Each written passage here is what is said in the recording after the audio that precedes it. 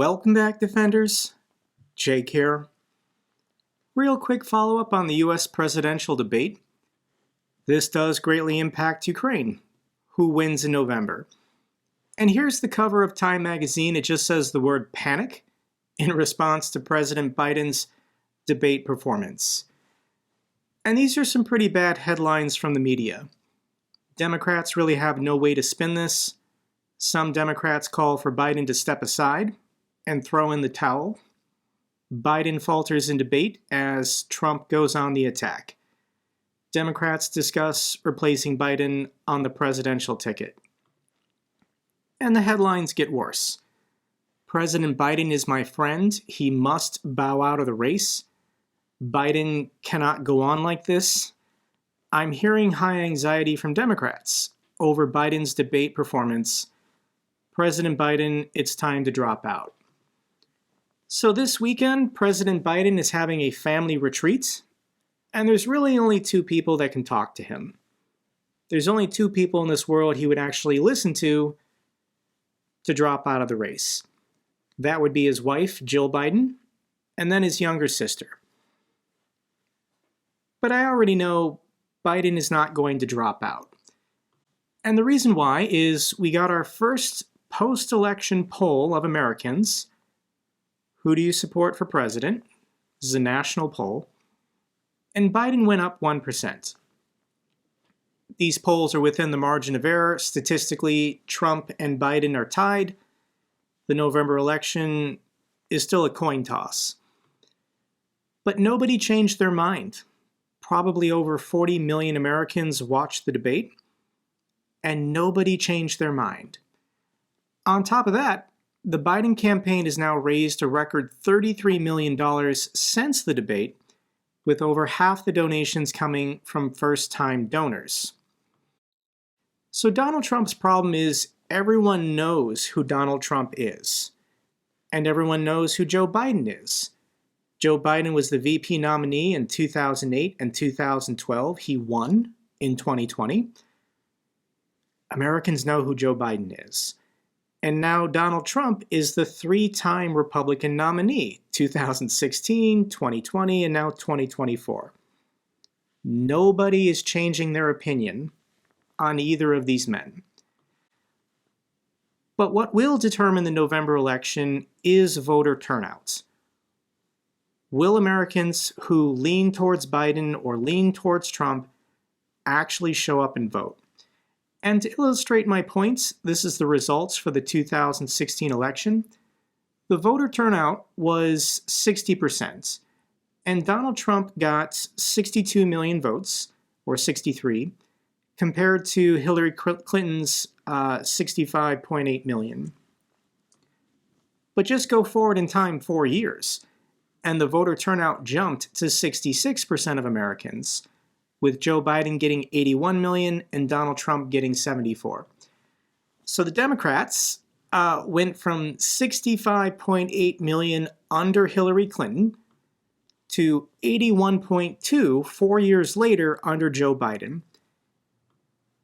The takeaway is that Democrats were asleep in 2016. They didn't have good voter turnouts. And Republicans did fine. Donald Trump won. But even Republicans were more enthusiastic, energetic, and got a higher vote turnout in 2020. So this November, are we going to have a voter turnout closer to 2020 with 66%? Or are we going to have a voter turnout closer to 2016 with only 60%? This is going to decide who wins in November. Concerning Ukraine, polls are now consistent. This was a recent poll in which the question was asked, do you think a Ukrainian victory is important to the United States? And 75% of Americans believe a Ukrainian victory over Russia is important to the United States.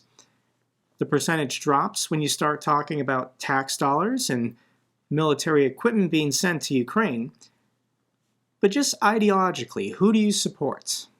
The Democratic West or Russia, China, Iran, and North Korea? And these are not good percentages on a political issue in a presidential election year. The Russians on Kremlin State TV in the past have made it clear who their preferred candidate is, who they publicly or secretly want to win in November. And there is a clip from Russia Media Monitor. The whole thing is 8 minutes. I'll link it down below, but the Russians actually gave some pretty good debate analysis. And let me read for you what Olga said about the US presidential debate. They can't see how the US looks from the outside, what the US is doing, and how it is perceived. With respect to debates, there is a feeling as though everything was left unattended. A debate is an opportunity to propose something, to formulate and to offer something. There was no news, no substance. No one said anything they didn't already say before. There was zero news. This is actually some pretty good debate analysis from Olga on Kremlin State TV. Neither candidate said anything new that really changes anything concerning this race. What we're talking about is the optics. How did it look? How did it sound? But we're not actually talking about anything related to policy, which is concerning because every day on the campaign trail, Trump inadvertently or deliberately expresses his love for authoritarian regimes and dictators. Trump said yesterday on the campaign trail, Russia will not be an enemy of the United States if it is led by a smart president. So Donald Trump's peace plan, which he's promoting right now, is basically everything Russia controls, they get to keep forever. The millions of Ukrainian citizens in the occupied territories have to just remain under Russian occupation forever. If Ukraine does not accept these terms, then all military aid from the United States will be cut off. Now, to give Trump some credits, he did say that the Russians wanting more, such as the cities of Zaporizhia, is unrealistic, and they're never going to get it, but this is capitulation. Even if we just freeze the front lines where they are now, Russia is getting something that never belonged to them. This land and these people do not belong to Russia. If Russia is allowed to keep anything, then the lesson learned is go on the offensive, steal stuff, and eventually a weak US president will just capitulate and give in to our demands and allow us to keep more territory. Here's Trump on the campaign trail, not just promising to give the Russians what they want, but to reward all dictators and authoritarian regimes around the world. It's only for them. It's also from, in all fairness, we have enemies on the outside, China, Russia, North Korea, enemies, but they're not really enemies if you have a smart president. If you have a smart president, they're not enemies. You'll make them do great. So if you have a smart president, then Russia will do great. China will do great. Iran will do great. And North Korea will do great under a President Trump. How is this a campaign talking point? Donald Trump in the past has expressed his love for Kim Jong-un. Kim Jong-un and Donald Trump have written each other beautiful letters. Trump loves this obese dictator from North Korea. So let's check in on the North Koreans. North Korea just executed a 22-year-old man for listening to K-pop music. The man not only listened to the music and watched movies and TV shows from South Korea, but also shared them with his friends, which violates the law prohibiting reactionary ideology and culture. Proof of Russian use of North Korean missiles in Ukraine unveiled at the UN. This is happening right now. North Korea is sending millions of artillery shells and rockets and missiles that are being used to kill Ukrainian civilians. Russian missile attack kills 1, injures 9 in the city of Dnipro. I don't mention all these stories. This happens every single day. a post office or a coffee shop or a concert hall or a church, an apartment building just blown up by the Russians. This is not okay. It's not okay for the President of the United States to say that Russia, China, and North Korea will do great if he's elected in November. Quick story concerning the North Koreans I want to mention. Conflicting claims surround North Korea's test of a multiple independently targetable re-entry vehicle. This is called MIRVing, M-I-R-V. And when you MIRV a missile, it's where you put multiple warheads on top of the same missile. Only one missile has to beat gravity and get into the upper atmosphere. You can then detach and launch multiple warheads to hit different cities or different areas that are geographically close. What the North Koreans want is to MIRV their ICBMs with multiple nuclear weapons, and they can't figure it out. So what the Russians are offering the North Koreans, I believe, is MIRVing technology. Now this is interesting to me because I used to be a missileer. We used to have a land-based missile called the Peacekeeper, in which you can MIRV it with 10 warheads. And we do still MIRV with submarine-launched ballistic missiles. These are the Tridents. And this is what I did. I was a missileer, a launch officer for the Minuteman III. And the Minuteman III actually is capable of MIRVing, but we don't do it. And we don't do it because it's kind of like putting all your eggs in one basket. If Russia was able to fire off one missile and hit a silo before this could launch, well, they just took 10 nuclear warheads out of the game. So the strategy with the United States not MIRVing land-based missiles is if Russia wants to get rid of all these missiles, they're only getting rid of one warhead. Not 3, not 7, not 10. So there's positives and negatives to MIRVing. And once again, for submarines, we do it. For land-based missiles, we don't. And this is a technology that the North Koreans want. And they're currently working with the Russians to get this, which is pretty concerning, pretty alarming. Here's some good news. US, Israel, and Ukraine are negotiating up to 8 Patriot air defense systems for Ukraine. According to the Financial Times, Patriot systems will be sent first from Israel to the United States before then being delivered to Ukraine. 2 months ago, Israel said it would begin retiring its 8 Patriot batteries and replacing them with more advanced systems that I think they domestically produce. So this is kind of ironic that the Patriot is the best mobile air defense system the United States can offer the Ukrainians, and the Israelis are saying they're not good enough for them anymore. They have better air defense systems, but I think this is going to happen. I think these 8 Patriot batteries are going to come back to the United States, probably get some refurbishing or upgrades, and then they'll be transferred to Ukraine later this year. Fantastic news. Ukraine's National Guard destroys a Russian Su-25 aircraft in Donetsk. Here's a recap of all the military planes that Russia has lost so far this year. Russia has lost more than 30 military aircraft since January. The 2 big ones are the A-50s shot down over Krasnodar in the Sea of Azov. It's going to get worse when more Patriot systems start showing up. Drone hits oil depot in Tambov, according to Russian officials. The attacks on Russian oil refineries and depots are never going to stop. Here's another train derailment, this time on the border with Kazakhstan. Is this lack of maintenance? Is this sabotage? I don't know, but Russia's having a lot of trouble with their trains. Spotify removed songs of pro-war Russian artists, such as Shaman.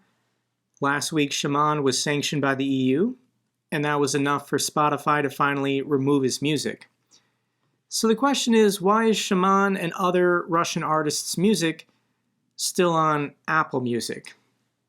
If you're an Apple user or an Apple shareholder and you want to send an email or tweet at Apple, why are pro-war sanctioned individuals still allowed to make money playing their music on your platform? Let's now get to the good news for Ukraine. The United States announced another military aid package worth $150 million. Included in it is additional Hawk air defense missiles. Estonia says that total for the year 2024, they will send over 100 million euros in defense aid. This is close to 0.25% of their annual GDP. Thank you so much to the people of Estonia. Slovenia to send 5 million euros in aid to Ukraine. This aid will be for humanitarian needs. Thank you so much to the people of Slovenia. Austria to set up a 500 million euro fund to support exports to Ukraine. Thank you so much to the people of Austria. Finland has approved its 24th military aid package for Ukraine, totaling 159 million euros. Thank you so much to the people of Finland. Final clip, final piece of news I have for you guys, unfortunately, is not a good one. In the last 6 months, I've shared several clips from Pete from Project Constantine. Originally from South Africa, but he was a British citizen, and he chose to adopt Ukraine as his new home. He loved Ukraine, and he gave his life. He gave the ultimate sacrifice. This is news that we learned this morning, and Project Constantine, the group that he was with, shared some pictures. Pete was on the front lines, saving lives like he does every day, when he took a piece of shrapnel to his head. And unfortunately, people couldn't save him. So here's a video put out by people from Project Constantine who knew Pete well. This is the message they want to share. Hi, my dear partisans and family PTA. Some of you remember this day when Peter sit here and said that I became an angel. And I need to say today that we have next angel.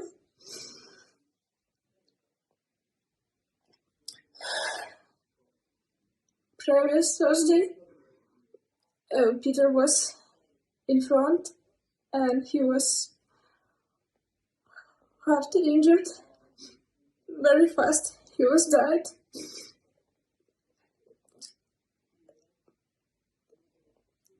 He lived like hero and died like hero in battlefield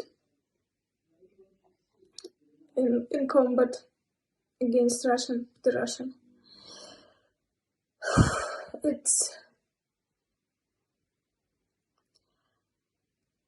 Today I came to Kramatorsk to see him and understand is it possible, and in this time his body was arrived to Kiev. And Greg, Terry and Zhenya helps us to arrange documentally and physically process. I wish to hug every one of you and to say that we can go through this together. I love you guys and it loves you still.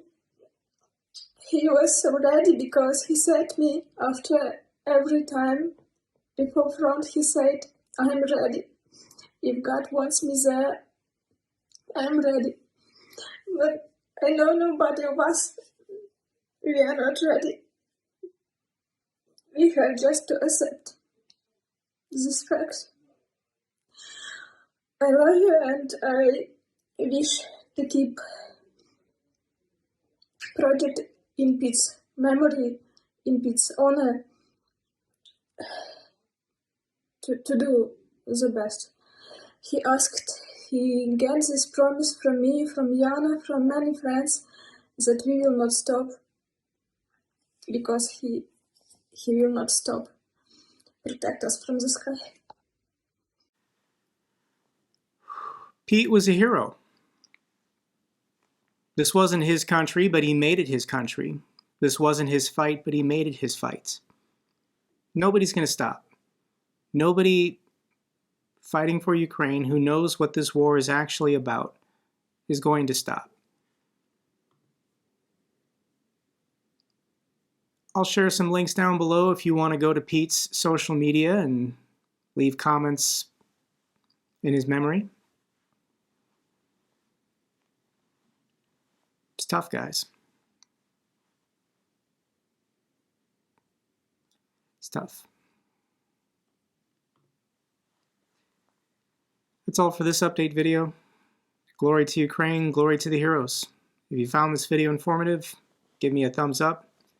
Best way to support the channel.